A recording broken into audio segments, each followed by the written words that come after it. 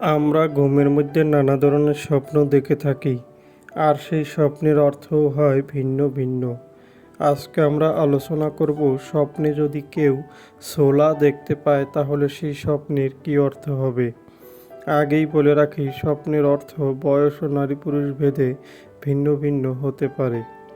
কেউ যদি স্বপ্নে দেখেন ছোলা চাষ করতে, তাহলে ওই ব্যক্তির কোনো কাজের সামর্থ্য বাড়বে, এমনটা বোঝায়। যদি কোনো ব্যক্তি স্বপ্নে দেখেন কাঁচা ছোলা খেতে, তাহলে ওই ব্যক্তির শরীরে শক্তি সঞ্চয় হবে বা শক্তি বৃদ্ধি পাবে, এমনটা বোঝায়।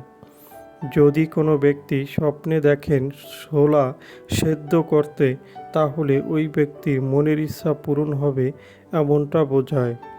কেউ যদি গজানো ছোলা দেখতে পায়, তাহলে ওই ব্যক্তির ভাগ্য পরিবর্তন হবে খুব শীঘ্রই, এমনটা বোঝায়।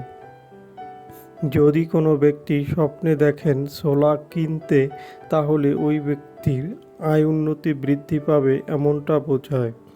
যদি কোনো ব্যক্তি স্বপ্নে ছোলা বিক্রি করতে দেখেন, তাহলে ওই ব্যক্তি কোনো কাজে দক্ষতা অর্জন করবে, এমনটা বোঝায়। যদি কোনো ব্যক্তি স্বপ্নে দেখেন পচা ছোলা, তাহলে ওই ব্যক্তি কোনো অভাব অনটনে পড়তে পারেন। যারা যারা আমাদের ভিডিওটি দেখেছেন তাদেরকে অসংখ্য ধন্যবাদ।